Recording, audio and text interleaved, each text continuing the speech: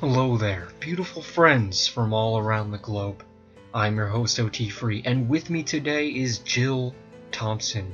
I just want to thank you for agreeing to this interview, and my first question is, are you single? No, a very spunk. Yeah, I can be pretty spunk. Sorry for asking that question. Let's just move along. I also wanted to ask you, what are your thoughts on Neo Scary Godmother? I don't know. I guess a combination of everything. I don't know how everybody else's experience was when they first picked up a comic. They picked it up, they understood it, they knew how to read it, you got it, it made sense to your brain, and it told the story, and it just. And then, I don't know how other people were introduced. Maybe other people said, here, you must read this thing. But for me, it was something that I found, and it was a natural way for me to enjoy a story. John hates this story. He yelled at me on the internets. I'm very proud of this story.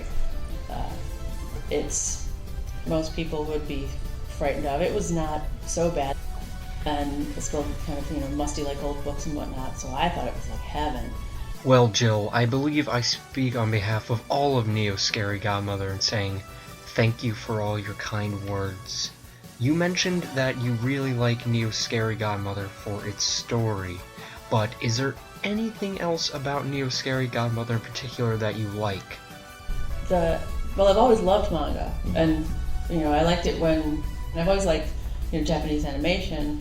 It was like stuff based on Japanese animation, but it wasn't necessarily anything that was translated.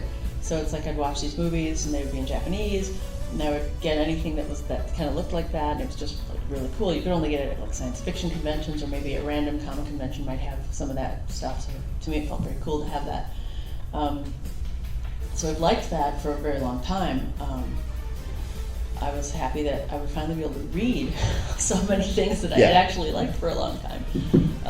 And when Marvel had done Akira, it's like to see a film is one thing, but to realize that maybe it's like 10 giant volumes of a story, and that how their storytelling is so different than our storytelling.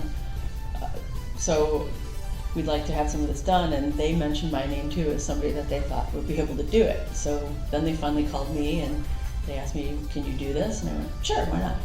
And then I got off the phone, I was like, oh my god, I hope I can do that. It's like, I hope I can pull that off, because they wanted something of that size and scope. So it was like 192 pages of a single story, and they went, do you want to make a story up? And I was like, I'm not comfortable doing that. I said, I can make up a new story that takes place in between the panels of a story, because I think it works best for what shoujo manga is all about. Mm-hmm. Like family relationships, a lot of drama, it's kind of a bit girl centric.